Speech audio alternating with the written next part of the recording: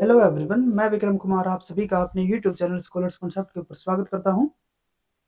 आज के लेक्चर में हम ईयर 2021 से रिलेटेड जो हमारा डीबीटी बेट जेआरएफ का क्वेश्चन पेपर है उसका जो सेक्शन बी रहेगा उसके क्वेश्चन नंबर 151 से लेके क्वेश्चन नंबर 200 तक हम आज के लेक्चर में यहाँ पे सोल्व करके चलेंगे।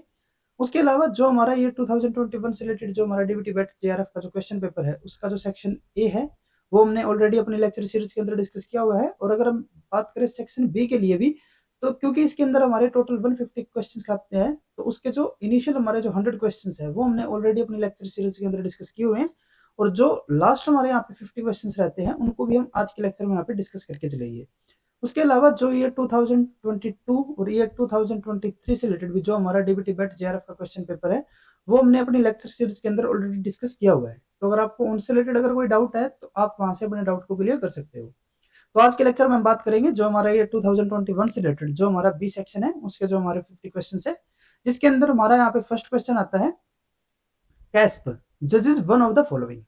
यहाँ पे मैं पूछा गया है कि जो हमारे कैस्प होते हैं ना, कैस्प एक्चुअल में होता क्या है। कैस्प का यहाँ पे फुल फॉर्म होती है critical assessment of structural prediction. तो कैस्प क्या होती है, ये एक कमेटी रहेगी एक टाइप की जो कि क्या करेगी, जो नोवल प्रोटीन्स होते हैं उनके जो अमीनो एसिड सीक्वेंस वगैरह रहेंगे या फिर उनकी जो डिफरेंट प्रॉपर्टीज रहती है उनके बेसिस पे उसके एक पर्टिकुलर स्ट्रक्चर को डिफाइन करेंगे। ठीक है, उसके अलावा वो क्या करते हैं कि जो प्रोटीन्स है उनको उनकी स्ट्रक्चर को डिटरमाइन करने के लिए, ठीक है, जो डिफरेंट यहाँ पे टेक्निक्स होती है उनको भी वो इवेल्युएट करते हैं। ठीक है, तो ये हमारी क्या हो जाएगी, कमेटी की तरह रहेगी। तो इसी के बेस पे मैं बताना है कि ये जो हमारे यहाँ पे कैस्प होते हैं ये किस चीज को जज करते हैं। ठीक है, quality of the protein structure नहीं, ये प्रोटीन स्ट्रक्चर की क्वालिटी को यहाँ पे डिटरमाइन नहीं करेंगे। ठीक है, तो ये हमारे यहाँ पे इनकरेक्ट है। Technique of protein structure prediction, हाँ ये हम यहाँ पे करेक्ट मान सकते हैं क्योंकि जो हमारे प्रोटीन स्ट्रक्चर की प्रोडिक्शन करेंगी, ठीक है, उनकी जो टेक्निक्स रहेंगी उनको ये यहाँ पे जरूर जज करेंगे। ठीक है, तो जो हमारा यहाँ पे सेकंड ऑप्शन होता है वो हमारा यहाँ पे करेक्ट रहेगा। Experimental technique of structural determination नहीं, यहाँ पे ऐसा कुछ नहीं है। ठीक है, ये सिर्फ उसको क्या करेंगे, इवेल्युएट करेंगे जो हमारी टेक्निक्स होंगी। ठीक है, सुटेबिलिटी ऑफ ड्रग नहीं, ये ऐसा भी यहाँ पे कुछ नहीं है। तो जो हमारा यहाँ पे सेकंड ऑप्शन होता है वो यहाँ पे इसके लिए सबसे बेस्ट रहता है। उसके बाद यहाँ पे हमारा नेक्स्ट क्वेश्चन आता है, a protein sequence was isolated from a novel source during an initial sequence similarity search through BLAST, no homologous sequence was identified, a further BLAST search should be run by changing the scoring matrix to. अब यहाँ पे क्या है कि हमारा यहाँ पे एक प्रोटीन सीक्वेंस को हमने आइसोलेट किया एक नोवल सोर्स से। ठीक है, उसके बाद क्या किया कि इसकी स्ट्रक्चर सिमिलरिटी वगैरह यहाँ पे चेक करने के लिए यहाँ पे टेक्निक यूज की ब्लास्ट। ठीक है, लेकिन उससे क्या पता चलता है कि यहाँ पे इसके लिए कोई भी होमोलॉगस सीक्वेंस यहाँ पे आइडेंटिफाइड नहीं था। अब फर्दर हम यहाँ पे कौन सी टेक्निक को यूज करें कि इसकी जो यहाँ पे स्ट्रक्चर है या फिर जो इसकी सीक्वेंस सिमिलरिटी रहेगी उसको हम यहाँ पे डिटरमाइन कर पाए। ठीक है, तो उसके लिए हम यहाँ पे बताना है कि कौन से स्कोरिंग मैट्रिक्स को यहाँ पे यूज करें। तो सबसे पहले मैं यहाँ पे क्या दिया हुआ है, ब्लॉसम 80। जो हमारा ब्लॉसम 80 होता है ना, ये हमारी टेक्निक जरूर यहाँ पे सीक्वेंस सिमिलरिटी के लिए यहाँ पे हम जरूर इसको यहाँ पे यूज करते हैं, लेकिन ये हमारी यूज कहाँ पे होती है, used for closely related sequences, closely related sequence. लेकिन यहाँ पे तो हमारा एक नोवल सोर्स है, उससे हमने एक प्रोटीन को यहाँ पे आइडेंटिफाई किया। तो इसकी जो सीक्वेंस है ना, हम यहाँ पे यूं नहीं कह सकते कि जो इसके साथ इसका जो यहाँ पे मैच होगा वो हमारा क्लोजली रिलेटेड इसका। ठीक है, क्योंकि एक नोवल सोर्स है और नोवल सोर्स हमारा क्या होगा, डिस्टेंटली रिलेटेड होगा। यहाँ पे जो हमारे ब्लॉसम 80 है ये हम किसके लिए यूज करेंगे, क्लोजली रिलेटेड सीक्वेंसेस के लिए। ठीक है, जबकि ये हमारा क्या रहेगा, जो हमारा नोवल सोर्स रहेगा उसका हमारा प्रोटीन यहाँ पे हमने सीक्वेंस को आइडेंटिफाई करना है, उसको आइसोलेट किया है। ठीक है, तो उसके लिए हमारी कोई ऐसी टेक्निक यहाँ पे हमें यूज करनी पड़ेगी जो कि हमारे डिस्टेंटली रिलेटेड सीक्वेंसेस को यहाँ पे क्या कर पाए, एक दूसरे के साथ कंपेयर कर पाए। तो इसीलिए हम यहाँ पे ब्लॉसम को तो यूज नहीं कर सकेंगे। सिमिलरली अगर हम यहाँ पे बात करें ब्लॉसम 62 के लिए, इसको भी यहाँ पे हम यूज नहीं कर सकते क्योंकि ये जो हमारी टेक्निक होगी ना ये हमारी किसके लिए होगी, मॉडरेटली रिलेटेड सीक्वेंसेस के लिए, मॉडरेटली रिलेटेड सीक्वेंसेस। ठीक है, ये भी हमारा यहाँ पे इनकरेक्ट हो जाता है। नेक्स्ट उसके बाद है पैम 250, ये हमारी टेक्निक बिल्कुल सुटेबल होती है क्योंकि जो पैम 250 होता है ना ये हमारी किसके लिए यूज होगी, used for distantly related sequences, ठीक है, सीक्वेंसेस। तो इसीलिए जो हमारा यहाँ पे थर्ड ऑप्शन होता है वो हमारा यहाँ पे करेक्ट रहेगा। उसके बाद अगर हम यहाँ पे बात करें पीएसएसएम के लिए, तो पीएसएसएम के मतलब यहाँ पे क्या होगा, इसका फुल फॉर्म अगर हम यहाँ पे बात करें तो ये हमारा होता है position specific scoring, specific scoring matrix, ठीक है। तो ये भी हमारा डिस्टेंटली रिलेटेड स्पीसीज जो सीक्वेंसेस रहेंगे उनके लिए हमारा ये जरूर यूज हो सकता है, लेकिन इसके लिए ना एक रिक्वायरमेंट रहती है। रिक्वायरमेंट क्या रहेगी कि इसके लिए हम यहाँ पे एक मिनिमम नंबर में यहाँ पे होमोलोगस सीक्वेंस की जरूरत पड़ेगी। और इन्होंने यहाँ पे क्या बताया हमें क्वेश्चन के अंदर कि इसके लिए हमारा कोई भी यहाँ पे होमोलोगस सीक्वेंस यहाँ पे हमें नहीं देखने को मिला, ठीक है। तो इसीलिए ये भी हमारे यहाँ पे क्या हो जाएगा, एलिमिनेट हो जाएगा। तो जो हमारे यहाँ पे थर्ड ऑप्शन होता है वही हमारे यहाँ पे इसके लिए करेक्ट रहेगा, ठीक है। उसके अलावा अगर हम यहाँ पे इनकी फुल फॉर्म्स की अगर हम यहाँ पे बात करें, कई बार हमारी इनकी फुल फॉर्म्स भी पूछी जाती है। तो अगर हम यहाँ पे बात करें ब्लॉसम के लिए, तो ब्लॉसम की फुल फॉर्म यहाँ पे क्या होती है, ये हमारा होगा ब्लॉक्स सब्सटीट्यूशन, सब्सटीट्यूशन मैट्रिक्स, ठीक है। ये हमारा क्या हो जाएगा, ब्लॉक्स। नेक्स्ट उसके बाद ये हमारा BLOSUM, ठीक है, ब्लॉक्स हो जाएगा। और उसके बाद अगर हम यहाँ पे बात करें पैम के लिए, तो पैम का हमारे यहाँ पे मतलब क्या रहता है, point accepted mutation, point accepted mutation, ठीक है। तो यहाँ पे हमारा जो करेक्ट आंसर होगा वो हमारा कौन सा होगा, जो हमारा ऑप्शन नंबर 3 होगा। नेक्स्ट उसके बाद हम यहाँ पे बात करते हैं क्वेश्चन के लिए, इसके अंदर हमें दिया हुआ है the in vitro ADMET analysis can not provide information about. यहाँ पे मैं इन विट्रो एडमेट एनालिसिस के लिए बोला गया। जो एडमेट है ना, इसका मतलब यहाँ पे क्या होता है, इसके लिए हमारी फुल फॉर्म रहेगी, एडमेम का मतलब क्या होगा, एडजॉर्प्शन डिस्ट्रीब्यूशन, डी का मतलब यहाँ पे क्या हो जाएगा, डिस्ट्रीब्यूशन। उसके बाद है यहाँ पे एम का मतलब यहाँ पे होता है मेटाबॉलिज्म। उसके बाद है एक्सक्रीशन, ठीक है। और लास्ट हमारा यहाँ पे होता है टॉक्सिसिटी। तो इन सब चीजों को यहाँ पे एनालाइज हमारा कौन करेगा, इन विट्रो एडमिट करता है। और यही हमें यहाँ पे बताना है कि हम किसके रिगार्डिंग यहाँ पे इंफॉर्मेशन नहीं ले सकते। तो पहला हमारे यहाँ पे क्या है, ब्लड ब्रेन बैरियर पेनेट्रेशन, तो ये तो हमारे एब्जॉर्प्शन में आ जाएगा, तो ये तो हमारे यहाँ पे हो सकता है। नेक्स्ट है यहाँ पे adverse reaction of a drug. देखो वैसे तो ये हमारा किस में जा रहा है, ये हमारा टॉक्सिसिटी में जा रहा है, लेकिन जो यहाँ पे एडवर्स अगर हम यहाँ पे रिएक्शन देखना है किसी चीज के, तो उसके रिगार्डिंग हमें यहाँ पे क्या होता है कि डिफरेंट अलग अलग हमारे यहाँ पे कॉन्सेप्ट को हमें स्टडी करना पड़ता है कि कौन कौन से हमारे यहाँ पे जो ऑर्गन्स है वो इसके अंदर इन्वॉल्व है, कौन कौन से हमारे कंपाउंड्स यहाँ पे इन्वॉल्व है, ठीक है। तो ये हमारे यहाँ पे एडमेट के थ्रू हम इसको एनालाइज नहीं कर पाएंगे, तो यहाँ पे हमें यही सिलेक्ट करना था, तो ये हमारे यहाँ पे करेक्ट होगा। जैसे कि अगर हम यहाँ पे बात करें मेटाबॉलिक स्टेबिलिटी के लिए, तो ये तो हमारा मेटाबॉलिज्म के अंदर आ जाएगा, इसको हम यहाँ पे स्टडी कर सकते हैं। जो हमारा साइटोक्रोम P450 इनहिबिशन होता है, ये हमारा किसके अंदर आएगा, टॉक्सिसिटी के अंदर आता है, ठीक है। तो इसको भी यहाँ पे हम एनालाइज कर सकते हैं। जो हमारा सेकंड है इसको हम यहाँ पे एनालाइज नहीं कर सकते, वही हमें यहाँ पे बताना था, तो यही हमारे यहाँ पे करेक्ट आंसर रहेगा। उसके बाद नेक्स्ट हमारे यहाँ पे क्वेश्चन है के tuple method is associated with. देखो जो के टुपल मेथड यहाँ पे जो होता है ना, के टुपल का मतलब क्या रहेगा कि इसके अंदर जो हमारा डीएनए है, जैसे कि हम यहाँ पे सपोज करके चलते हैं, डीएनए को हम यहाँ पे क्या कर देते हैं, शॉर्ट फ्रेगमेंट्स के अंदर हम यहाँ पे इसको डिवाइड कर देते हैं, शॉर्ट फ्रेगमेंट्स के अंदर। शॉर्ट फ्रेगमेंट जैसे कि यहाँ पे सपोज करके चलते हैं कि जो हमने के टुपल लिया है यहाँ पे, ये हमने यहाँ पे रखा है 3। तो इसका मतलब क्या होगा कि हम जो हमारा यहाँ पे सीक्वेंस होगा उसको 3 न्यूक्लियोटाइड्स के शॉर्ट शॉर्ट फ्रेगमेंट्स के अंदर हम उसको डिवाइड कर लेते हैं और उसको हम फर्दर वहाँ पे एनालाइज करते हैं।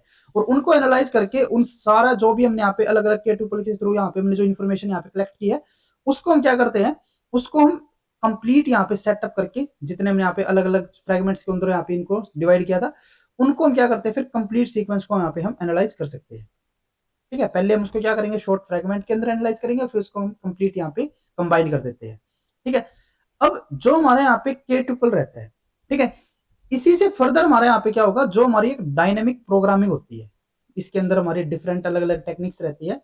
तो जो हमारी डायनेमिक प्रोग्रामिंग रहेगी ना, अब मैं इसके ऊपर यहाँ पे नहीं जा रहा कि डायनेमिक जो प्रोग्रामिंग है वो हमारी किस तरीके से होगी, क्या कुछ उसके अंदर रहेगा, क्योंकि इसके ऊपर हमारा ज्यादा हमें जाने का कोई फायदा है नहीं यहाँ पे। तो अगर हम यहाँ पे डायनेमिक प्रोग्रामिंग की बात करें, तो ये जो हमने यहाँ पे के ट्रिपल के थ्रू जो इन्फॉर्मेशन यहाँ पे कलेक्ट की है, उसी को हम आगे फर्दर किसके अंदर यूज करते हैं, डायनेमिक प्रोग्रामिंग के अंदर, ठीक है। तो इसीलिए हमारे यहाँ पे जो करेक्ट आंसर है वो हमारा कौन सा होगा, सेकंड।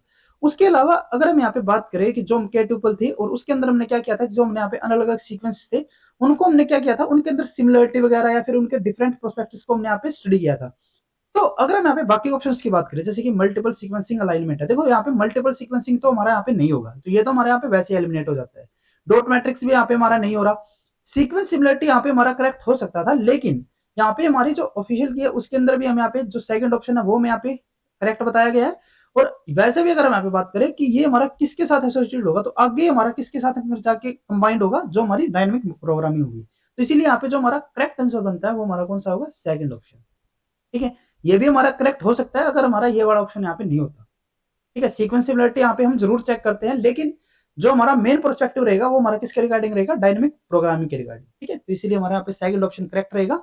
नेक्स्ट उसके बाद हमारे यहाँ पे क्वेश्चन है the motive D bracket T S, ये हमारा यहाँ पे एक सीक्वेंस दिया हुआ है और हमें यहाँ पे बताना क्या, motive will have the sequence. जो हमारा ये मोटिव है इसका हमें सीक्वेंस बताना है कि इस मोटिव का जो सीक्वेंस है वो हमारा क्या रहेगा।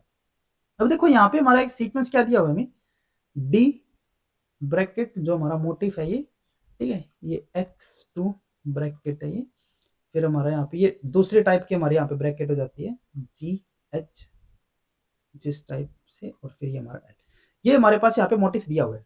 अब सिमिलर यहाँ पे हमारा ये क्या है, ये हमारा अमीनो एसिड का सीक्वेंस रहेगा पहली चीज तो। ठीक है, जैसे कि यहाँ पे हम बात करें डी, तो ये हमारा डी अमीनो एसिड हो गया। फिर उसके बाद हमें यहाँ पे क्या दिया हुआ है, हमें यहाँ पे टी और एस दिया हुआ है।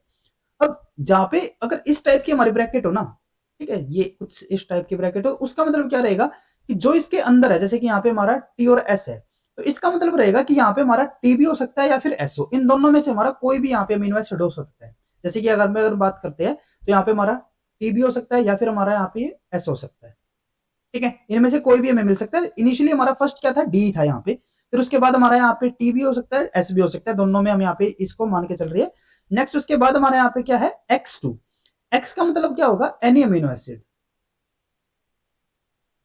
अब x हमारा वैसे भी किसी अमीनो पर्टिकुलर अमीनो एसिड को यहाँ पे सिग्निफाई नहीं कर रहा था।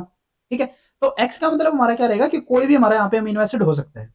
ठीक है, जैसे कि यहाँ पे हम बात करें, यहाँ पे हमारा आर भी हो सकता है, जैसे कि यहाँ पे हमारे जो ऑप्शन दिए गए ना इसके अंदर हमारे आर ए कुछ इस टाइप के यहाँ पे हमें अमीनो एसिड दिए गए हैं, तो यहाँ पे हमारा कुछ भी हो सकता है। जैसे कि हम एक्स यहाँ पे लेके चलते हैं, चलो एक्स दो है ना यहाँ पे, तो दो का मतलब क्या हो गया, दो हमारे यहाँ पे कोई भी रैंडम अमीनो एसिड यहाँ पे हो सकते हैं, कोई यहाँ पे लिमिटेशन नहीं होगी। नेक्स्ट उसके बाद हमारे यहाँ पे क्या है, देखो अब जो ये ब्रैकेट है ना, ये डिफरेंट टाइप की यहाँ पे ब्रैकेट दी गई है। ठीक है, और जब इस टाइप की हमारी ब्रैकेट हो ना, तो उसका मतलब क्या होगा कि जो हमारे इसके अंदर वाले अमीनो एसिड है ना, इनको छोड़ के यहाँ पे हमारा कोई भी अमीनो एसिड हो सकता है।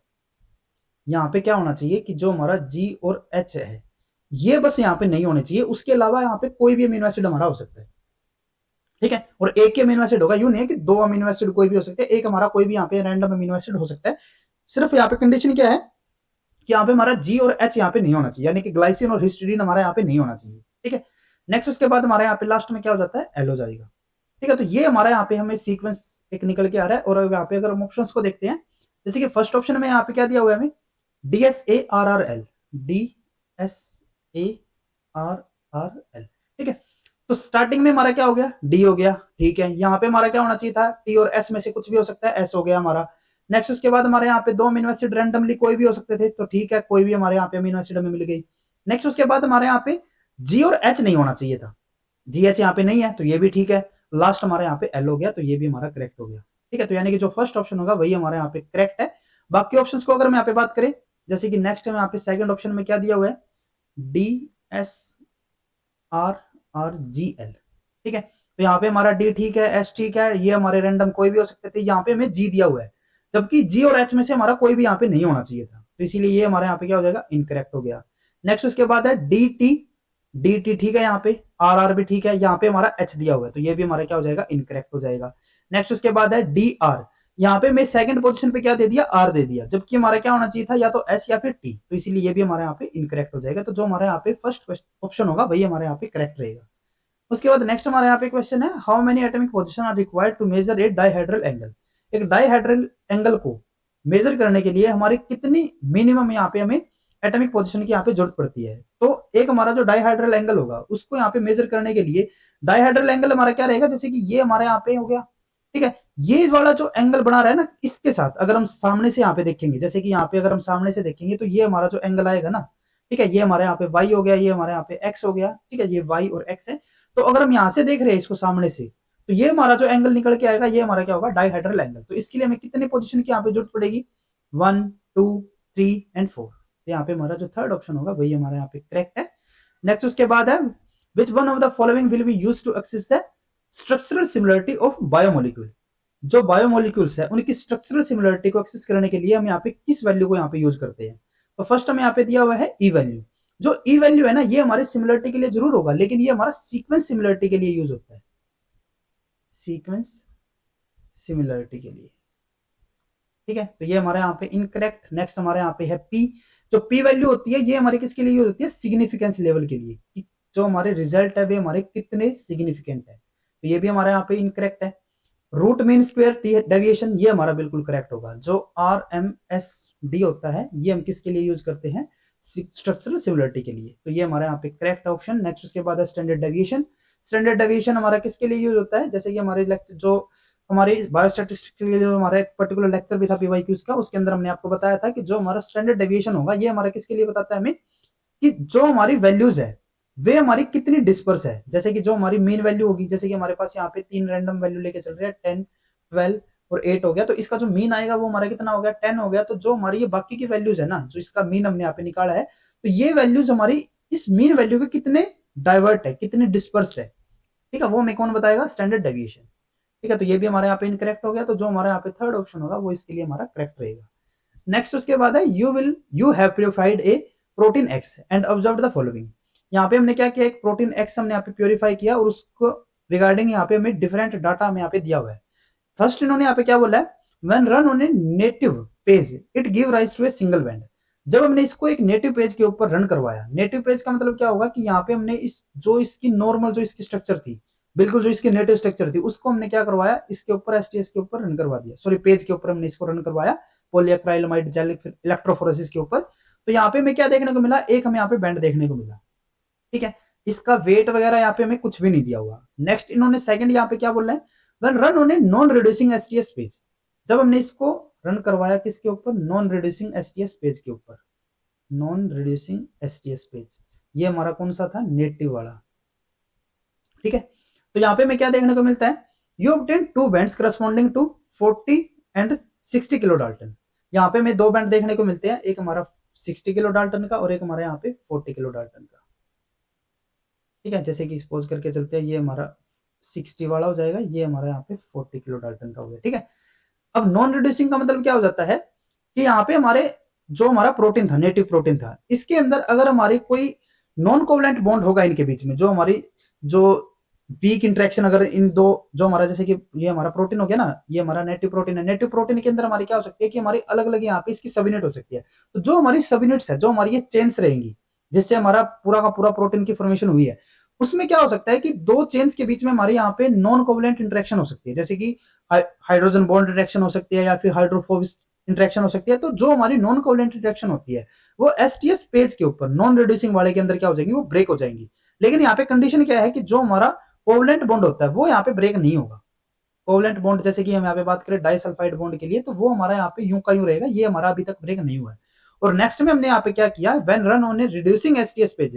जब हमने इसको रिड्यूसिंग STS पेज के ऊपर रन करवाया, तो वहां पे हमें क्या देखने को मिलता है, हमें 3 बैंड यहाँ पे देखने को मिलता है, एक हमारा 60 किलो डाल्टन, एक हमारा 30 का और एक हमारा 10 किलो डाल्टन का। जब हमने लास्ट इसको यहाँ पे रन करवाया किसके ऊपर, रिड्यूसिंग STS पेज के ऊपर, तो यहाँ पे हमें 3 बैंड देखने को मिले, एक हमारा 60 वाला जो कि हमें पहले भी यहाँ पे देखने को मिल रहा था, एक हमें यहाँ पे मिलता है 30 का और एक हमें यहाँ पे मिलता है 10 का।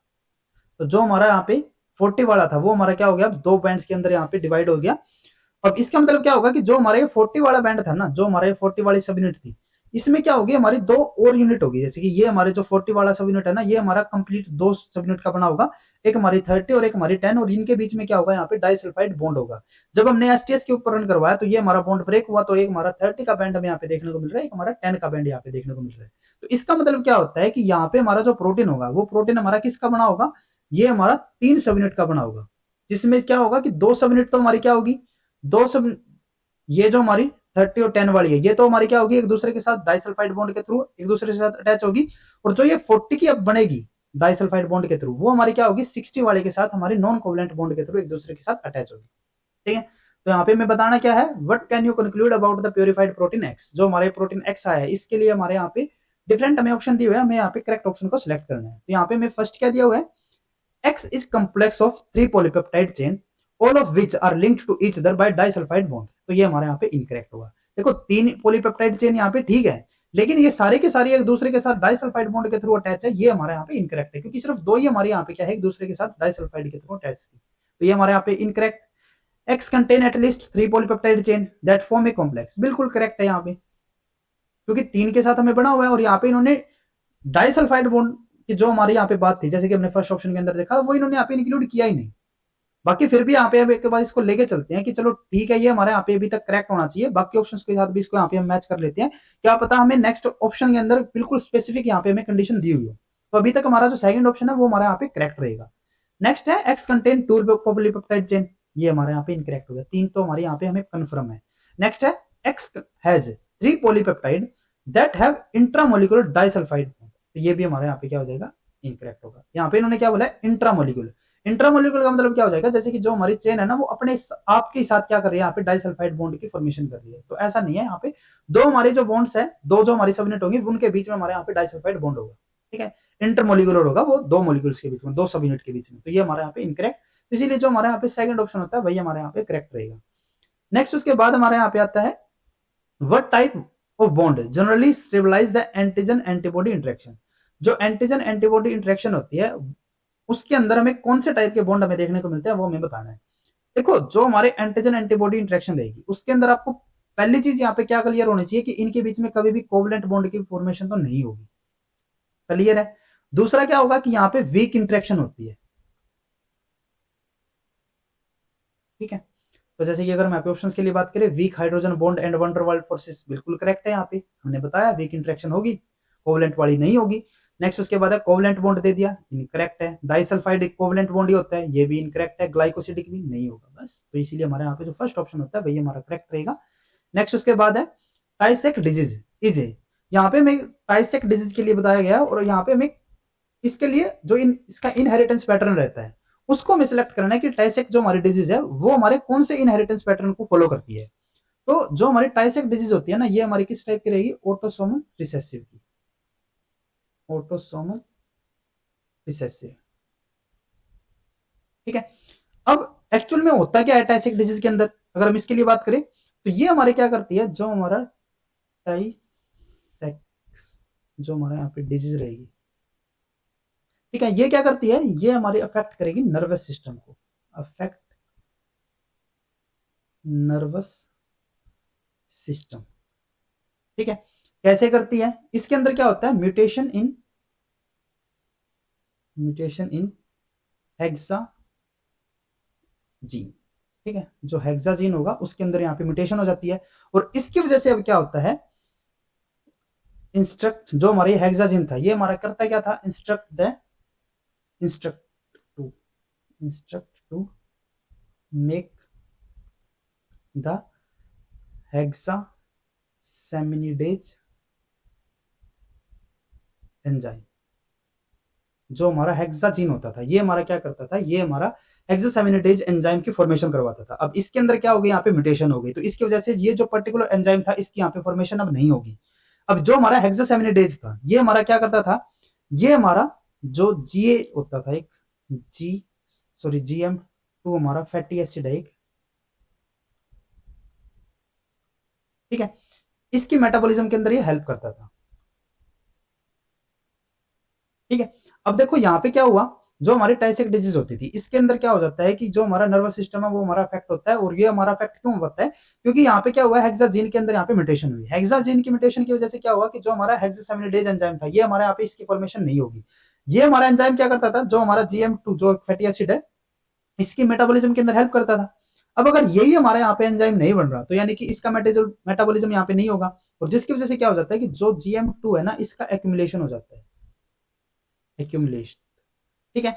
और ये हमारा मेजरली एक्यूमुलेट कहां पे होता है, नर्वस सेल्स के अंदर, नर्वस सेल्स, ठीक है। और उसकी वजह से यहाँ पे क्या हो जाता है, जो सेल है वो डैमेज हो जाएगा और सेल डेथ यहाँ पे हो सकती है, जिसकी वजह से क्या होगा, यहाँ पे जो नर्वस सिस्टम है वो यहाँ पे अफेक्ट हो जाएगा, ठीक है, तो यहाँ पे हमारा हमें बताना सिंपली यहाँ पे क्या था, इसका जो इनहेरिटेंस पैटर्न है, लेकिन इसका हमें पूरा मेटाबॉलिज्म का यहाँ पे पता होना चाहिए कि इसके अंदर हमारा डिजीज क्या रहेगा, क्योंकि कई बार इसके ऊपर भी हमारा क्वेश्चन पूछा जा सकता है कि यहाँ पे कौन सा हमारा एंजाइम यहाँ पे अफेक्टेड होगा, कौन सा जीन अफेक्टेड होगा, और क्या यहाँ पे किस टाइप से हमारे यहाँ पे जो फाइनल जो हमारा फैटी एसिड है वो हमारे यहाँ पे एक्यूमुलेट होता है। ठीक है, तो इसीलिए हमारे यहाँ पे करेक्ट आंसर कौन सा रहेगा, जो हमारा थर्ड ऑप्शन है, ऑटोसोमल रिसेसिव जेनेटिक डिसऑर्डर। ठीक है, नेक्स्ट उसके बाद है यहाँ पे dysbiosis is a term associated with. Dysbiosis क्या होता है, जैसे कि जो हमारे गट होते हैं, गट के अंदर क्या होगा, माइक्रोबियल पॉपुलेशन होगी। अब अगर जो यहाँ पे माइक्रोबियल पॉपुलेशन है, अगर इसके अंदर यहाँ पे क्या हो जाए, कोई इम्बैलेंस यहाँ पे हो जाता है किसी पर्टिकुलर कंडीशन की वजह से, ठीक है, तो इस प्रोसेस को हम यहाँ पे क्या नाम देंगे, डिसबायोसिस। तो ये हमारे किसके रिलेटेड होगी, माइक्रोबियल, माइक्रो ऑर्गेनिज्म, तो यहाँ पे हमारा करेक्ट आंसर क्या रहेगा, माइक्रोबायो। तो जो हमारा थर्ड ऑप्शन है वो यहाँ पे करेक्ट रहेगा। नेक्स्ट उसके बाद है single chain variable fragment SCFV और फ्यूजन प्रोटीन्स कंपोज्ड ऑफ। जो हमारे SCFV यानी कि सिंगल चेन वेरिएबल फ्रेगमेंट जो होते हैं वो हमारे किसके बने होते हैं, तो जो हमारा SCFV होता है ना, जैसे कि यहाँ पे हमारा दिखाया गया है, ये हमारा किस किसका होता है, जो हमारा वेरिएबल रीजन होगा हैवी चेन का, और वेरिएबल रीजन होगा किसका, लाइट चेन का। तो ये दोनों आपस में जब एक दूसरे के साथ हमारे यहाँ पे लिंक होते हैं, लिंक करके थ्रू, तो उसको हम यहाँ पे क्या बोलते हैं, जो हमारा सिंगल चेन वेरिएबल फ्रेगमेंट होगा। ठीक है, तो यहाँ पे मैं फर्स्ट ऑप्शन में क्या दिया हुआ है, वेरिएबल रीजन ऑफ होम, जो हमारा हैवी चेन है, variable region of light chain joined bye flexible linker, ये हमारे यहाँ पे करेक्ट होगा। बाकी में यहाँ पे मैं VH VL सिंपली ओनली दिया हुआ, तो ये हमारा इनकरेक्ट, ये भी इनकरेक्ट, ये हमारा इनकरेक्ट। जो हमारे यहाँ पे फर्स्ट ऑप्शन होगा वही हमारे यहाँ पे करेक्ट बनता है। नेक्स्ट उसके बाद है ह्यूमन एम्ब्रियोनिक स्टेम सेल्स है, HESC can be obtained from. जो हमारे HCSC है वे हमारे किससे हमें ऑब्टेन होते हैं, वे हमारे यहाँ पे होंगे inner cell mass of blastocyst से। ठीक है, जैसे कि आप यहाँ पे देख सकते हो, जो हमारे HCSC है, ठीक है, ये जो हमारे ESC है हुए, ठीक है, एम्ब्रियोनिक स्टेम सेल्स, ये हमारे कहाँ से में ऑब्टेन होते हैं, ब्लास्टोसिस्ट से। ठीक है, मोरोला इससे प्रीवियस वाली यहाँ पे हमारी स्टेज रहेगी। ठीक है, तो इसीलिए हमारे यहाँ पे जो थर्ड वाला ऑप्शन होगा वो हमारे यहाँ पे करेक्ट रहता है। नेक्स्ट उसके बाद हमारे यहाँ पे क्वेश्चन आता है, which gene is often been inserted in an adenoviral vector to treat cancer by suicide gene therapy. यहाँ पे मैं क्या बोला हुआ है, यहाँ पे हमें उस पर्टिकुलर एंजाइम को बताना है जो कि हम किसके अंदर यूज करते हैं, सुसाइडल जीन थेरेपी के अंदर। जैसे कि किसी पर्टिकुलर ऑर्गेनिज्म के अंदर अगर हमारे कोई कैंसर सेल्स यहाँ पे जनरेट हो जाते हैं, ठीक है, तो उनको यहाँ पे उनकी डेथ के लिए यहाँ पे हम किसको यूज करते हैं, सुसाइड जीन थेरेपी को। ठीक है, जिससे कि क्या हो जाएगा, जो ये हमारा सेल होगा ना, इसकी खुद की यहाँ पे डेथ हो जाएगी। ठीक है, अब जो ये सुसाइड जीन थेरेपी है, इसके अंदर हम कौन सा यहाँ पे जीन यूज करते हैं वो हमें यहाँ पे बताना है। तो इसके लिए हमारा यहाँ पे यूज होता है HSV-TK। HSV-TK, ये इसका मतलब क्या होगा, हर्प्स सिंप्लेक्स वायरस। तो टी का मतलब यहाँ पे क्या हो जाएगा, थाइमिडीन काइनेज। ठीक है, ये एक्चुअल में करता क्या है, अगर हम यहाँ पे इसके फिनोमेना की बात करते हैं, तो ये हमारा फॉस्फोराइलेट करेगा, फॉस्फोराइलेट न्यूक्लियोसाइड एनालॉग गैंसिक्लोविर को यहाँ पे क्या कर देता है, फॉस्फोराइलेट करेगा, और इसकी फॉस्फोराइलेशन क्या हो जाता है, ये हमारा कन्वर्ट हो जाएगा, जो गैंसिक्लोविर है ये हमारा कन्वर्ट हो जाता है, converted into a toxic compound. ठीक है, ये हमारा एक टॉक्सिक कंपाउंड की यहाँ पे फॉर्मेशन कर देगा।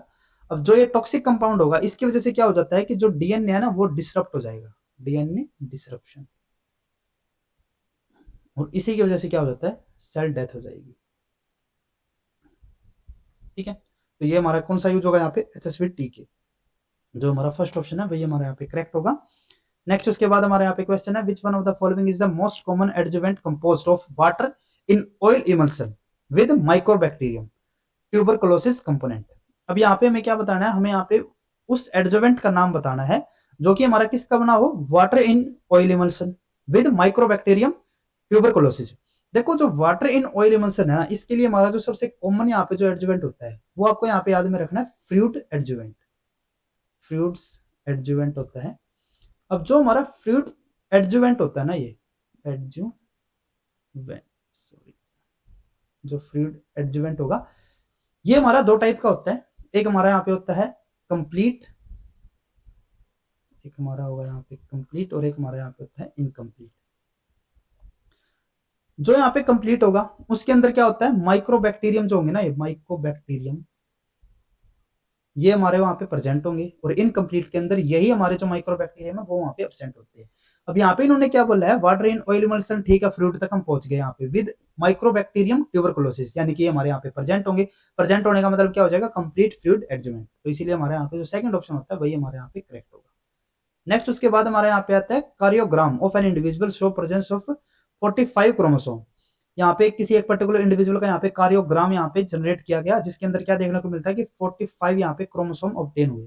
ठीक है, नॉर्मल ह्यूमन बीइंग के अंदर कितने होते हैं, 46 होंगे, तो इसका मतलब क्या होता है, यहाँ पे एक क्रोमोसोम का डिलीशन है। ठीक है, और इन्होंने यहाँ पे इसके लिए कंडीशन भी दी हुई है, यहाँ पे क्या कंडीशन है, 44+X। ठीक है, and 1 sex chromosome is missing. अब हमें पता है कि एक नॉर्मल इंडिविजुअल के अंदर क्या होता है, 2 सेक्स क्रोमोसोम होंगे, डबल एक्स भी हो सकता है या फिर डबल वाई, एक एक्स और एक वाई भी हो सकता है। ठीक है, अब यहाँ पे क्या है कि इसके अंदर 45 क्रोमोसोम्स है, और 45 क्रोमोसोम्स किस वजह से है, क्योंकि यहाँ पे एक सेक्स क्रोमोसोम एब्सेंट है, तो इसका यहाँ पे जीनोटाइप क्या हो जाता है, 44+X। The individual has a female appearance and dwarfism. अब जो ये इंडिविजुअल है इसके अंदर क्या है कि जो इसका सेक्स है वो फीमेल है। ठीक है, और यहाँ पे ड्वार्फिज्म भी देखने को मिल रहा है। Which one of the following most probable condition associated with this individual. तो यहाँ पे मैं बताना है कि ये जो पर्टिकुलर इंडिविजुअल है इसके अंदर कौन सी वाली हमें यहाँ पे सिंड्रोम या फिर कौन सी कंडीशन इसके अंदर यहाँ पे प्रेजेंट होगी। तो ये तो हमने पढ़ा ही हुआ है, जो 44+X वाली जो हमारी कंडीशन होती है ये हमारी किसके अंदर होती है, टर्नर सिंड्रोम के अंदर। ठीक है, टर्नर सिंड्रोम। अब यहाँ पे फीमेल अपीयरेंस क्यों होती है, क्योंकि यहाँ पे सिर्फ एक ही एक्स क्रोमोसोम होगा। जो दूसरा एक्स क्रोमोसोम होता तो यहाँ पे क्या हो जाता है कि नॉर्मल यहाँ पे हमें फीमेल अपीयरेंस यहाँ पे देखने को मिलती है, लेकिन अब यहाँ पे एक ही रहा, तो इसी वजह से यहाँ पे क्या होता है, ड्वार्फिज्म भी यहाँ पे जनरेट हो जाता है। सेकंड कंडीशन यहाँ पे क्या होती है, क्योंकि यहाँ पे वाई नहीं है, तो इस वजह से यहाँ पे मेल अपीयरेंस भी नहीं हो सकती। ठीक है, तो ये हमारा जो यहाँ पे कार्योटाइप होगा ये हमारा किसके लिए होगा, टर्नर सिंड्रोम के लिए, तो सेकंड ऑप्शन हमारे यहाँ पे करेक्ट होगा। क्लाइन फिल्टर सिंड्रोम जो हमें दिया हुआ है इसके लिए हमारी कंडीशन क्या रहती है, एक्स एक्स वाई। ठीक है, जो डाउन सिंड्रोम है इसके अंदर क्या होता है, जो हमारा 21st क्रोमोसोम पेयर होता है, ठीक है, इसकी ट्राइसोमी यहाँ पे हो जाती है। तो यहाँ पे भी हमारा कितने होंगे टोटल, 47 यहाँ पे होंगे, यहाँ पे भी 47 क्रोमोसोम्स होते हैं। एडवर्ड्स में क्या होता है, जो 18th पेयर ऑफ क्रोमोसोम्स होते हैं, होमोलोगस क्रोमोसोमल पेयर होगा, उसकी भी क्या हो जाएगी यहाँ पे ट्राइसोमी हो जाएगी। तो ये भी हमारा कितनी कंडीशन होगी यहाँ पे, 47 क्रोमोसोम्स। बाकी सब में हमारी 47 थी, यहाँ पे हमारी 45 थी, तो भी हमारे यहाँ पे इजिली ये हमारा वाला क्वेश्चन यहाँ पे हो जाना चाहिए, सेकंड ऑप्शन हमारे यहाँ पे करेक्ट होगा। नेक्स्ट उसके बाद है match the compound of list 1 with those of list 2। जो हमारा लिस्ट 1 है इसको हमें लिस्ट 2 के साथ यहाँ पे मैच करके चलना है। तो यहाँ पे फर्स्ट क्या दिया हुआ है, आइडियोपैथिक थ्रोम्बोसाइटोपेनिक प्रोपीरिया, आईटीपी। ये हमारा क्या होता है, जो आईटीपी होता है ना, ये हमारी एक कंडीशन होगी जिसके अंदर क्या होता है, रिड्यूस्ड प्लेटलेट्स। जहाँ पे प्लेटलेट्स की जो कंसेंट्रेशन या फिर उसका जो कंटेंट होगा वो क्या हो जाता है, डिक्रीज हो जाता है। तो ये हमारा किसके साथ हो जाएगा, ए वाला हमारे यहाँ पे फोर्थ वाले के साथ मैच। ठीक है, नेक्स्ट उसके बाद हमारे यहाँ पे दिया हुआ है हाशिमोटो डिजीज। जो हाशिमोटो डिजीज होती है ना इसके अंदर क्या होता है, जो थायराइड हाशिमोटो डिजीज। ठीक है, जो हाशिमोटो डिजीज होता है ना इसके अंदर क्या होगा कि जो थायराइड है ना उसकी इन्फ्लेमेशन हो जाती है, इन्फ्लेमेशन, जिसकी वजह से क्या होता है कि जो इसका हार्मोन होगा, ठीक है, वो यहाँ पे या तो ज्यादा बनने लग जाएगा या फिर कम हो जाएगा। ठीक है, या तो हाइपरथायराइडिज्म हो जाएगा या फिर हाइपोथायराइडिज्म हो जाएगा। ठीक है, तो यहाँ पे हमारा किसके साथ मैच होगा, जो हमारा फर्स्ट वाला यहाँ पे दिया हुआ है। ठीक है, नेक्स्ट उसके बाद है यहाँ पे सीलियक डिजीज। जो सीलियक डिजीज होती है ना, सीलियक डिजीज, ठीक है, इसके अंदर क्या होता है, जो डाइजेस्टिव सिस्टम ट्रैक्ट होगा, डाइजेस्टिव सिस्टम ट्रैक्ट, इसके अंदर प्रॉब्लम आ जाती है। ठीक है, यानी कि इसको यहाँ पे अफेक्ट करेगा, और डाइजेस्टिव सिस्टम ट्रैक्ट का मतलब क्या हो जाता है, गट को यहाँ पे इफेक्ट करेगा। ठीक है, तो ये हमारा किसके साथ हो जाएगा, जो हमारा सेकंड यहाँ पे होगा।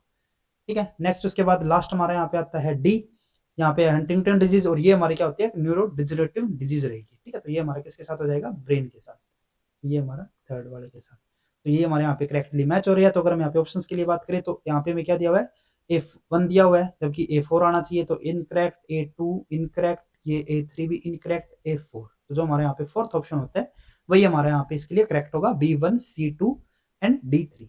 ठीक है, तो जो हमारे यहाँ पे फोर्थ ऑप्शन होता है वही हमारे यहाँ पे करेक्ट होगा।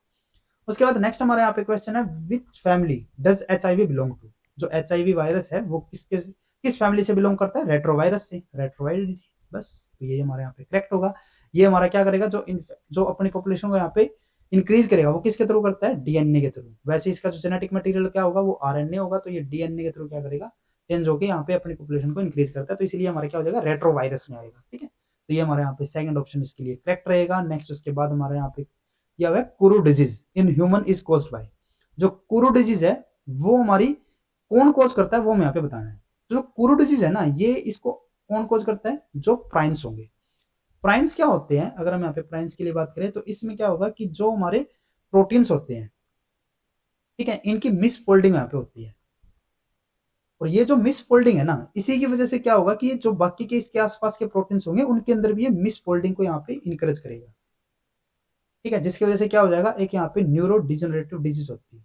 ठीक है, यहाँ पे क्या हो जाएगा, एक न्यूरो डिजनरेटिव डिजीज कोज हो जाती है।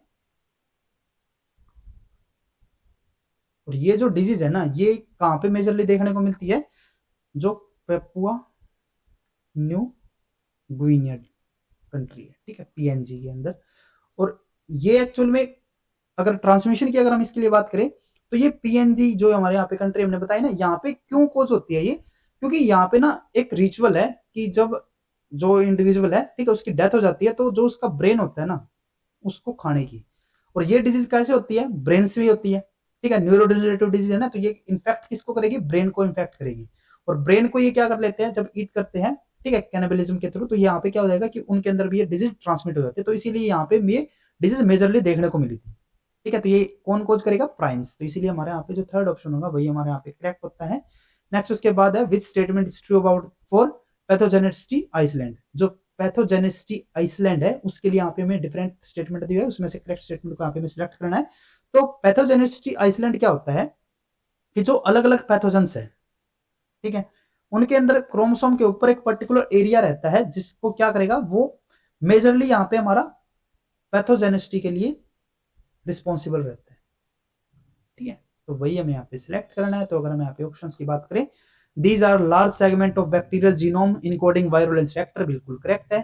ठीक है, they in coordinate gene expression to make the biofilm, नहीं ऐसा नहीं है यहाँ पे। They generate signal that activate the global response regulator, नहीं ऐसा भी नहीं है। They interfere with the antibody response of the host, नहीं ऐसा नहीं है यहाँ पे। तो हमारा यहाँ पे जो फर्स्ट ऑप्शन होगा वही हमारा यहाँ पे करेक्ट होगा। नेक्स्ट उसके बाद है which one of the following disease can be treated with dopamine producing neuron generated from stem cells। हमारी कौन सी ऐसी डिजीज है जिसको हम ट्रीट के लिए क्या करते हैं, डोपामाइन प्रोड्यूसिंग न्यूरॉन्स को हम यहाँ पे यूज करेंगे। किससे जनरेटेड, जो हमारे स्टेम सेल से जनरेटेड रहते हैं।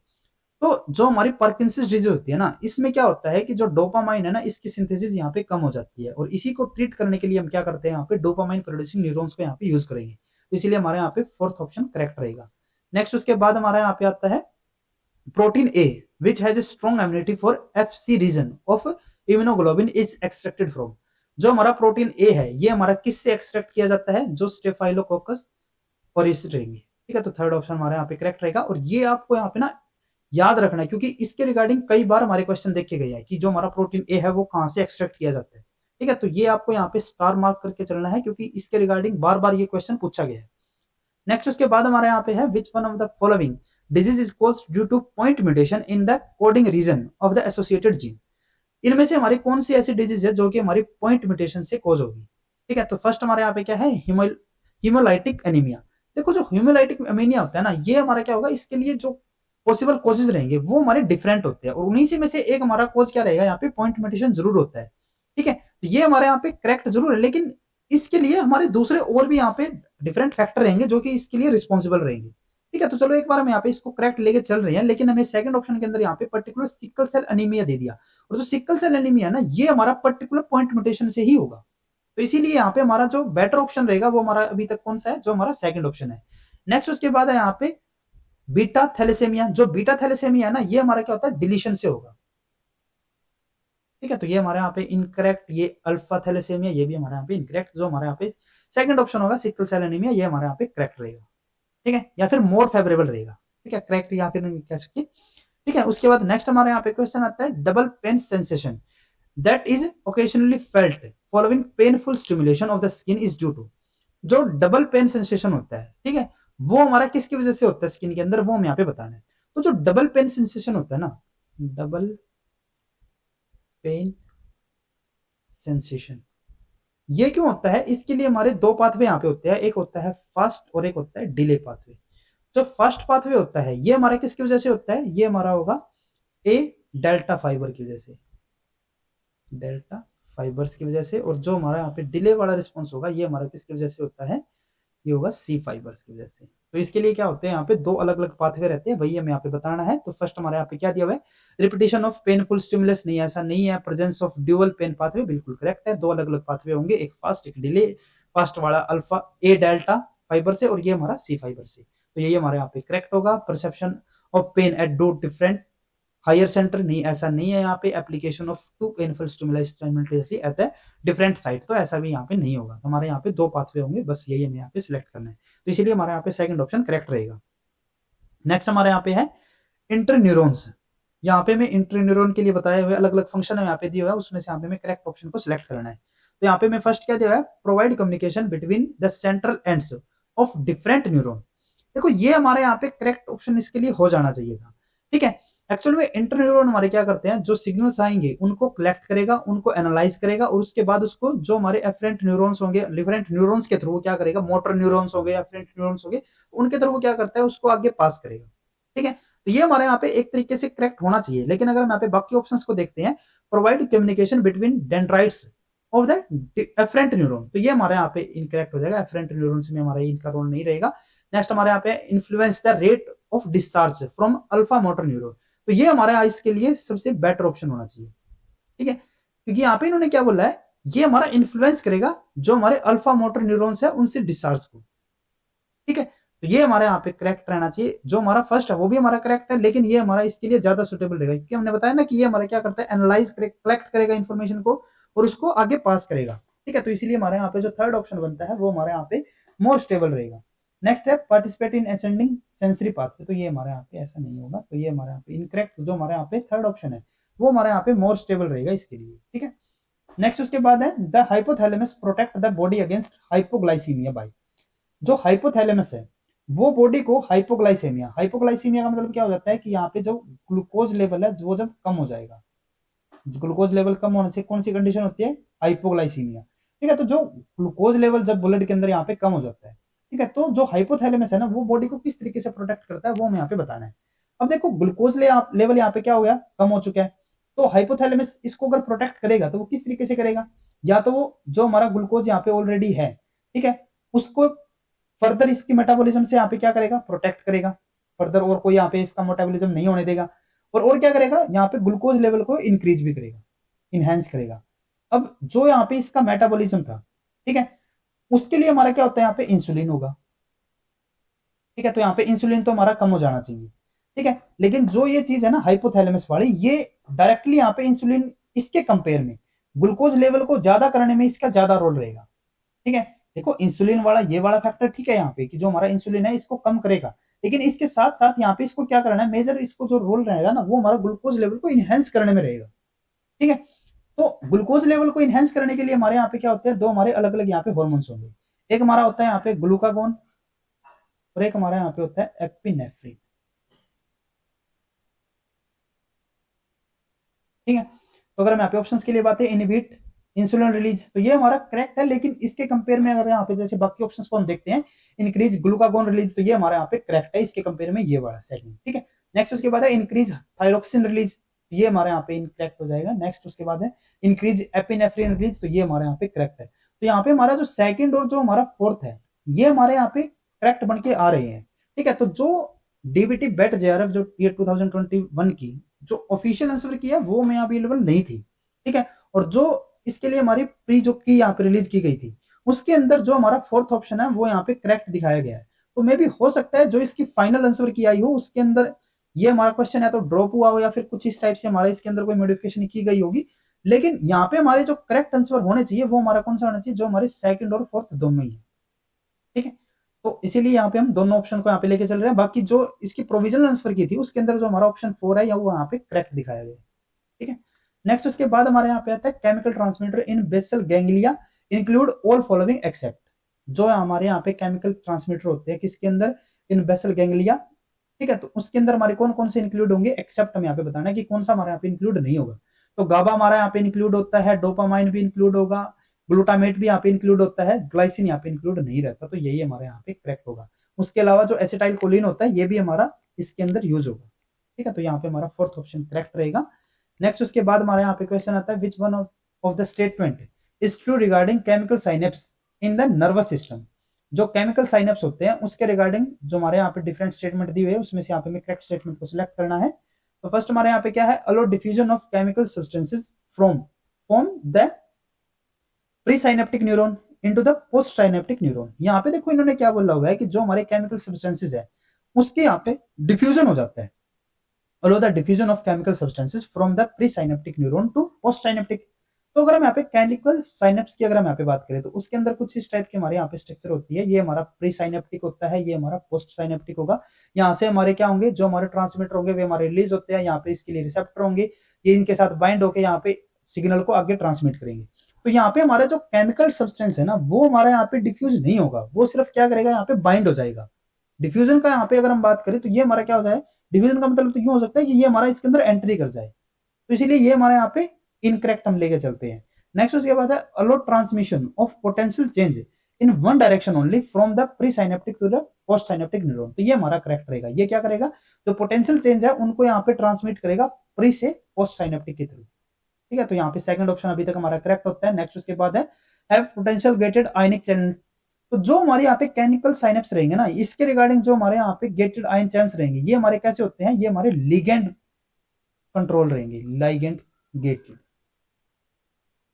ठीक है, तो ये भी हमारे यहाँ पे इनकरेक्ट लेके चलते हैं। नेक्स्ट उसके बाद are more numerous in the peripheral nervous system than the central nervous system. तो ऐसा कुछ नहीं होता, यहाँ पे दोनों में हमारे यहाँ पे इसकी एक अबंडेंस अमाउंट यहाँ पे हमें देखने को मिलती है, ठीक है, तो यहाँ पे हमारा जो सेकंड ऑप्शन होगा वही हमारे यहाँ पे करेक्ट होगा। नेक्स्ट उसके बाद हमारे यहाँ पे क्वेश्चन आता है, given below are two statement, one is labelled as the assertion and another one is the reason. Assertion और रीजन हमें यहाँ पे दिया हुआ है, और in the light above the above statement choose the correct answer for the option below.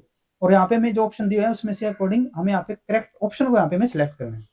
तो पहले अगर यहाँ पे बात करते हैं हम असर्शन के लिए, तो हमें यहाँ पे क्या दिया हुआ है, it is essential that the animal cell culture be maintained in antibiotic free condition, otherwise cryptic contamination will persist. तो ये तो हमारा बिल्कुल करेक्ट होता है कि जो हम यहाँ पे एनिमल सेल कल्चर कर रहे हैं वो हमारे एंटीबायोटिक फ्री होते हैं।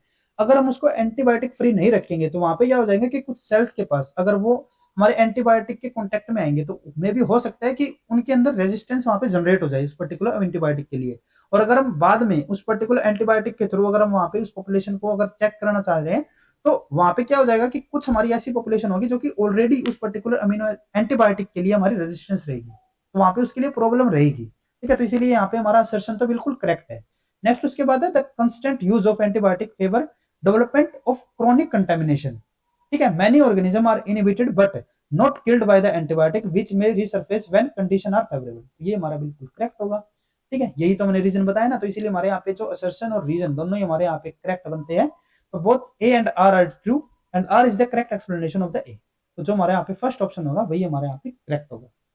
उसके बाद नेक्स्ट हमारे यहाँ पे क्वेश्चन है, match the component of list one with the list two. List one और लिस्ट टू को यहाँ पे हमें कंपेयर करके चलना है, उनको मैच करना है। तो यहाँ पे हमें लिस्ट वन के अंदर क्या दिया हुआ है, इंडिसर ऑफ सेल डिफरेंशिएशन, और जो हमारा सेकंड यहाँ पे लिस्ट है उसके अंदर हमें सेल टाइप यहाँ पे दिया हुआ है। तो यहाँ पे हमारा फर्स्ट क्या आता है, हाइड्रोकोर्टिसोन्स। जो हाइड्रोकोर्टिसोन्स है ना ये हम किसके लिए यूज करते हैं, ग्लायोमा के लिए, ठीक है, जो कैंसर सेल्स रहेंगे ग्लायोमा उनके लिए हम यहाँ पे हाइड्रोकोर्टिसोन्स को यूज करते हैं। तो ये हमारा ए यहाँ पे यूज हो जाएगा 3 के साथ।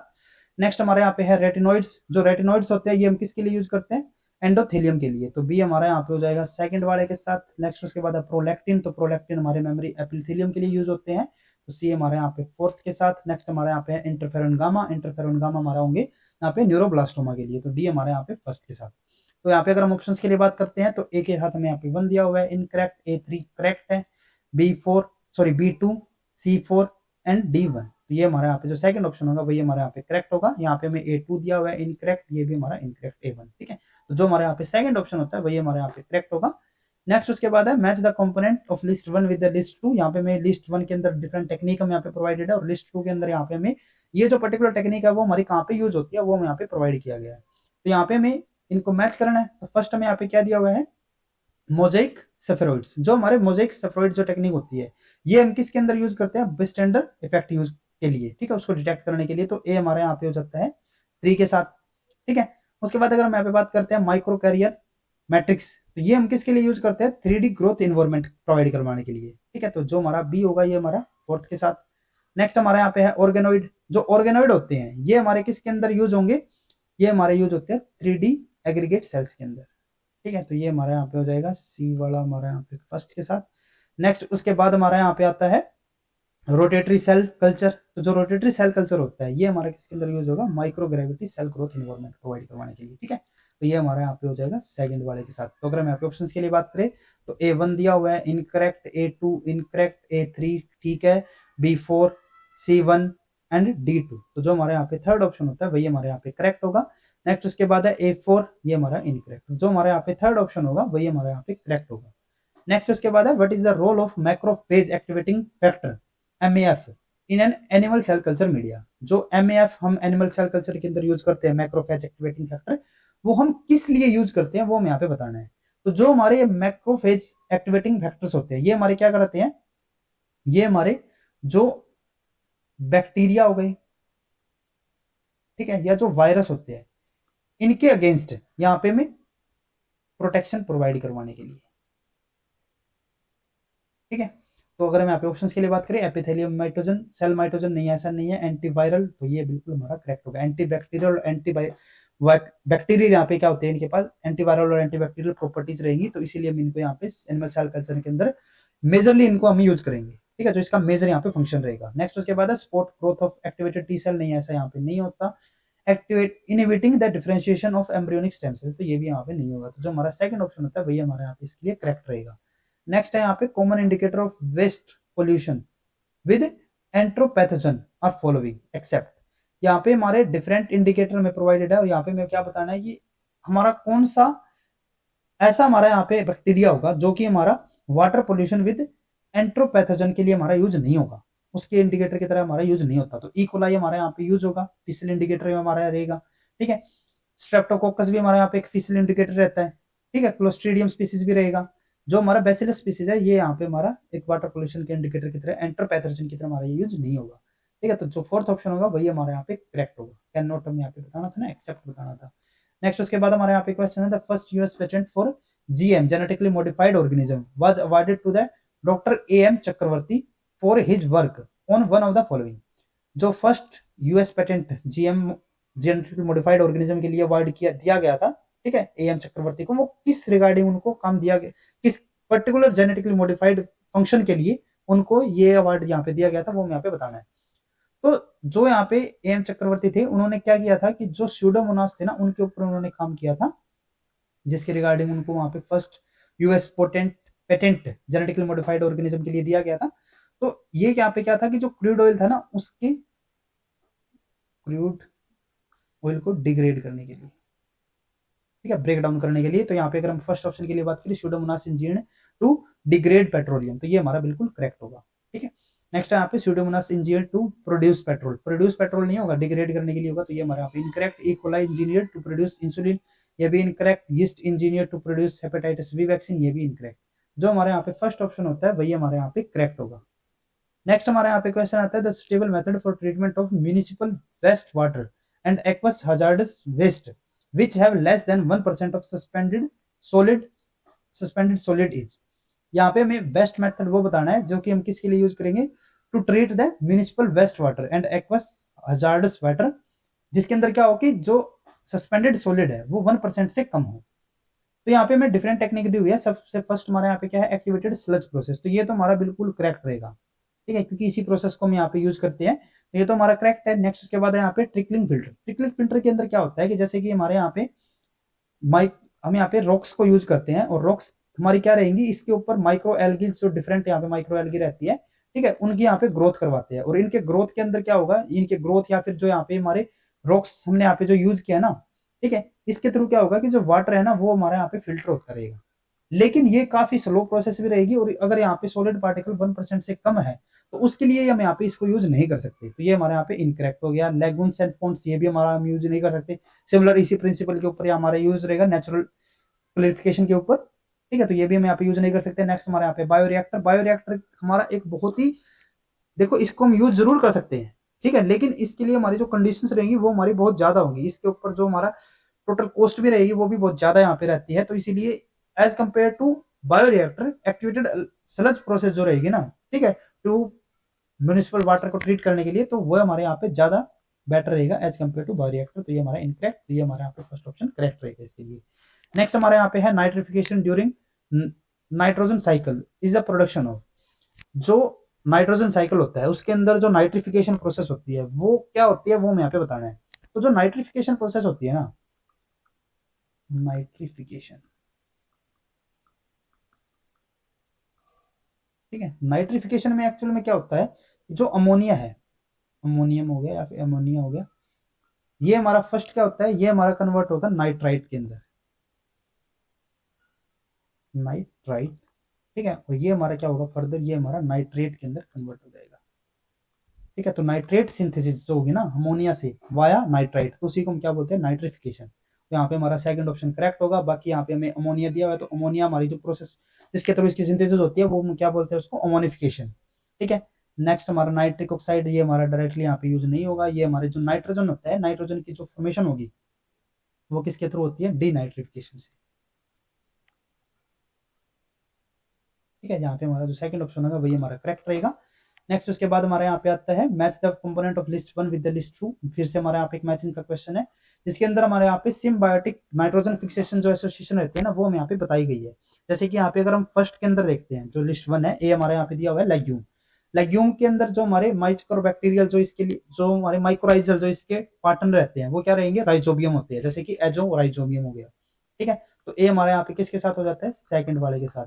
नेक्स्ट हमारे यहाँ पे है एजोला, एजोला एनाबेना, ठीक है, ये हमारा एक फेमस एग्जाम्पल है, तो ये हमारे यहाँ पे बी हो जाएगा थ्री के साथ। नेक्स्ट हमारे यहाँ पे है शुगर केन, शुगर केन हमारे किसके साथ यहाँ पे एसोसिएशन दिखाते हैं, एसिडोबैक्टर के साथ, तो सी हमारे यहाँ पे हो जाएगा फोर्थ वाले के साथ। नेक्स्ट हमारे यहाँ पे एक्टिनोराइजल, एक्टिनोराइजल हमारे किसके साथ रहेंगे, फ्रैंकिया के साथ, ठीक है। तो ये हमारे यहाँ पे डी हो जाएगा फर्स्ट वाले के साथ, तो ये हमारे यहाँ पे करेक्ट मैच रहेंगे। तो यहाँ पे में दिया हुआ है ए1 इनकरेक्ट, ए2 बी3 सी1, ये हमारे यहाँ पे इनकरेक्ट। नेक्स्ट उसके बाद है A2 B3 C4 and D1, तो ये हमारे यहाँ पे फोर्थ थर्ड ऑप्शन हमारे यहाँ पे करेक्ट होगा। यहाँ पे हमारा बी2 सॉरी ए2 एंड बी4 दिया हुआ, तो ये भी हमारे यहाँ पे इनकरेक्ट।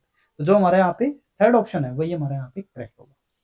नेक्स्ट उसके बाद हमारे यहाँ पे क्वेश्चन आता है, फिर से हमारा यहाँ पे एक मैचिंग का क्वेश्चन है, लिस्ट वन और लिस्ट टू को यहाँ पे मैच करके चलना है। तो यहाँ पे हमारा फर्स्ट क्या दिया हुआ है, काइटिनोलाइटिक एंजाइम, जो काइटिनोलाइटिक एंजाइम है ना उसके सोर्स के लिए हमें बताना है कि इसका सोर्स हमारे यहाँ पे क्या रहेगा।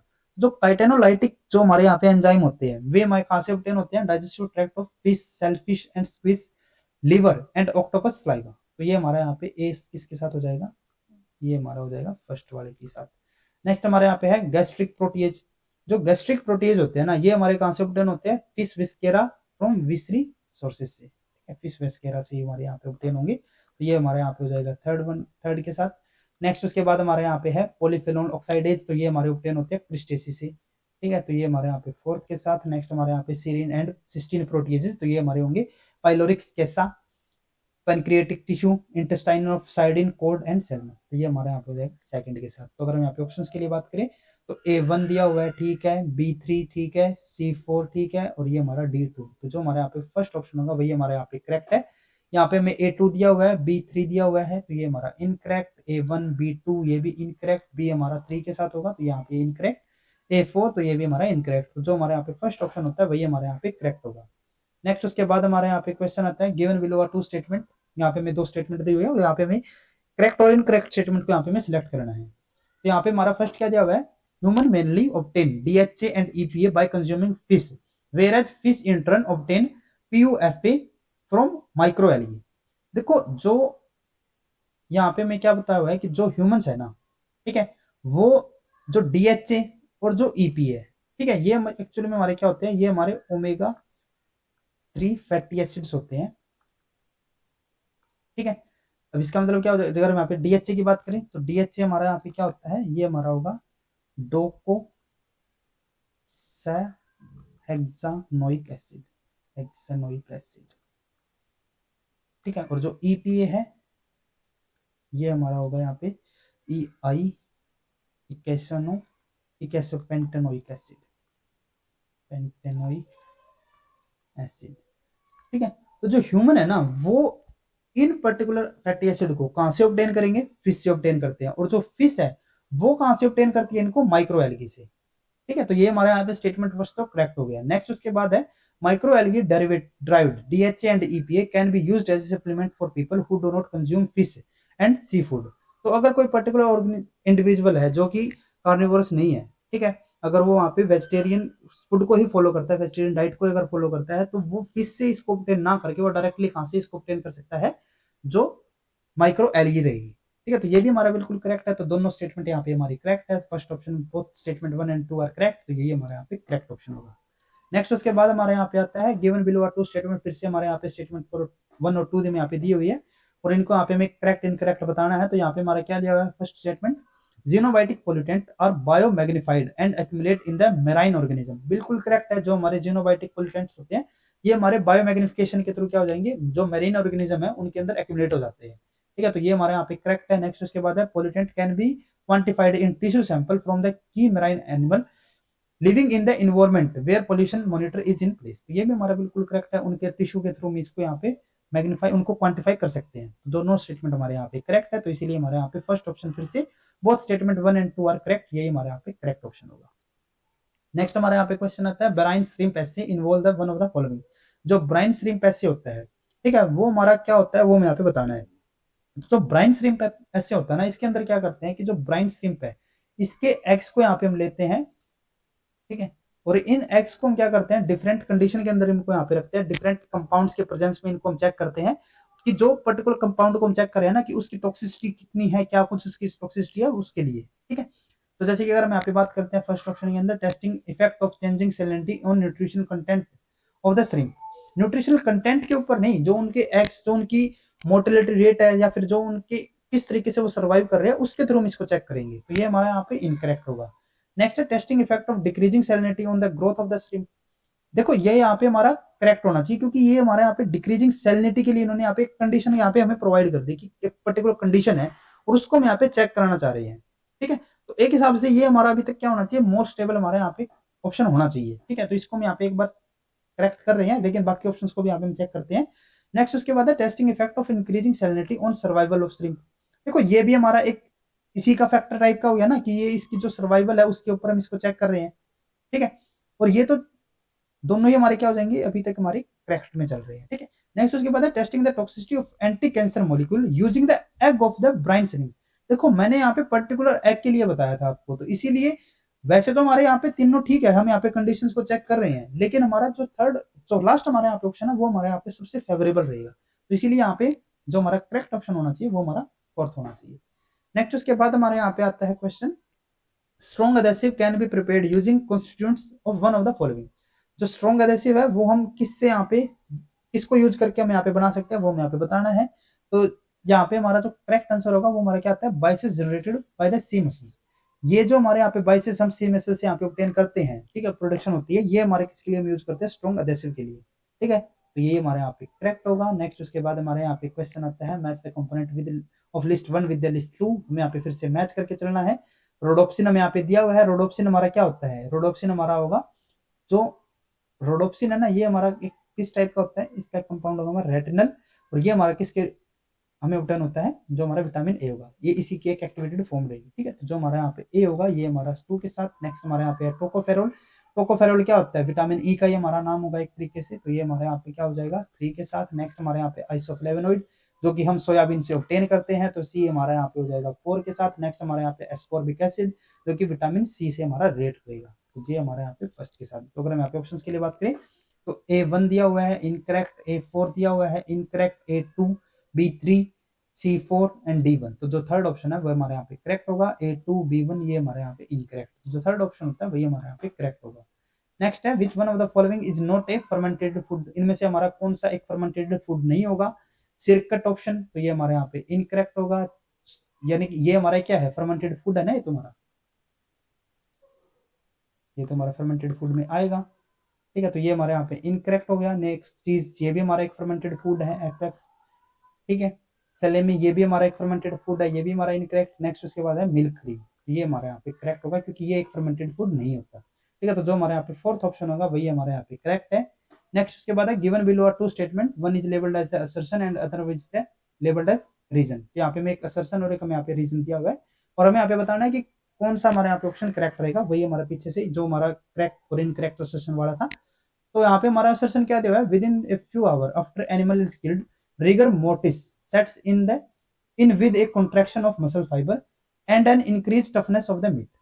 तो ये हमारे यहाँ पे बिल्कुल करेक्ट होता है। देखो अगर किसी पर्टिकुलर एनिमल की जब डेथ होती है, जब उसको मारा जाता है, तो कुछ टाइम के बाद क्या होगा, जैसे कि किल हुआ वो एनिमल, किलिंग के बाद क्या होगा कि उसके अंदर जो ग्लूकोज लेवल है और जो ग्लाइकोजन लेवल है, ठीक है, जो कि एटीपी फॉर्मेशन के लिए यूज होते हैं, वो क्या हो जाएंगे, कम हो जाएंगे। उनकी डिग्रेडेशन से क्या होगा, अब एटीपी यहाँ पे नहीं, उसकी सिंथेसिस नहीं हो रही, तो ये भी हमारा क्या हो जाएगा, कम हो जाएगा।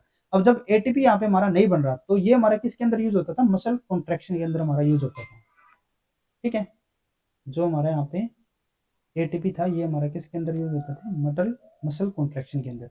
और जो मसल कॉन्ट्रैक्शन, अगर यहाँ पे हमने जैसे बताया कि इसकी किलिंग हो रही थी, तो इसकी वजह से क्या हो जाएगा, अब ये कुछ टाइम के बाद इसके अंदर ग्लूकोज और ग्लाइकोजन लेवल कम हो जाएगा, एटीपी यहाँ पे बन नहीं रहा, तो मसल कॉन्ट्रैक्शन भी यहाँ पे नहीं होगी, तो यहाँ पे क्या हो जाता है, स्टिफनेस यहाँ पे आ जाती है। ठीक है, टफनेस यहाँ पे हम कह सकते हैं, टफनेस यहाँ पे आ जाएगी। और इसी टफनेस को हम क्या नाम देते हैं, जो यहाँ पे हमारा रिगर मोर्टिस होता है। तो यही हमारे यहाँ पे असर्शन तो करेक्ट है। नेक्स्ट उसके बाद रीजन की अगर हम यहाँ पे बात करें, the loss of glycogen and disappearance of ATP from the muscle are observed in the freshly killed animal. तो ये हमारा बिल्कुल करेक्ट होगा, यही हमने यहाँ पे बताया है।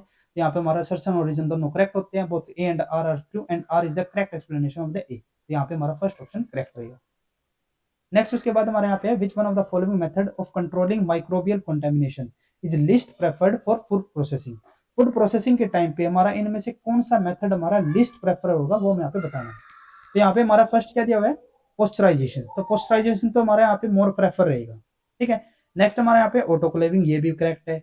नेक्स्ट हमारे यहाँ पे है ड्राई हीटिंग। ड्राई हीटिंग को हम यहाँ पे लेस प्रेफर बोल सकते हैं, क्यों, क्योंकि अगर हम यहाँ पे ड्राई हीटिंग कर रहे हैं, तो अगर ड्राई हीटिंग के टाइम पे कुछ जो हमारे कंपाउंड है, हो सकता है कि उनके फ्लेवर के अंदर या फिर उनके कलर के अंदर या फिर उनकी प्रॉपर्टी है उनके अंदर हमारा कोई चेंज आ जाए, जिसकी वजह से जो हमारा फूड है वो हमारा वहां पे खराब हो सकता है।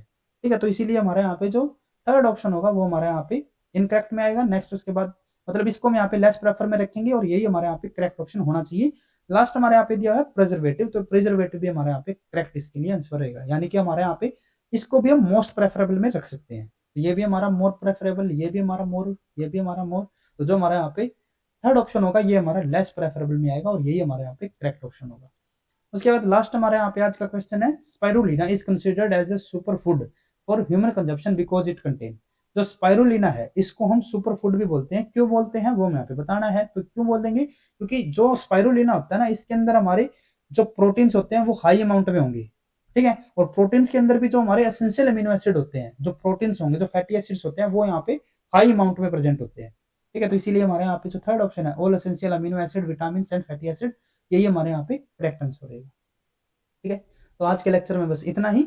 और आज के लेक्चर के साथ ही जो हमारा ये 2021 और 2022 तो हमने ऑलरेडी किया हुआ था, 3 भी हमने ऑलरेडी किया हुआ था, तो जो हमारे लास्ट 3 ईयर के जो हमारे डीबीटी बेट जेआरएफ के जो क्वेश्चंस पेपर है वो हमारे यहाँ पे कंप्लीट हो जाते हैं। अब जो हमारा नेक्स्ट लेक्चर होगा उसके अंदर हम जो हमारे डीबीटी बेट जेआरएफ ये 2020 का जो हमारा क्वेश्चन पेपर होगा उसको हम वहां से डिस्कस करना स्टार्ट करेंगे। तो आज के लेक्चर में बस इतना ही। अगर आपको ये वीडियो हमारी यूजफुल लगी हो तो please like and share this video. और DBT BET JRF, CSI, NET JRF, GATE, life science से रिलेटेड इसी तरीके के इंपॉर्टेंट कॉन्सेप्ट्स और क्वेश्चंस करने के लिए please subscribe to our YouTube channel Scholars Concepts. Thank you.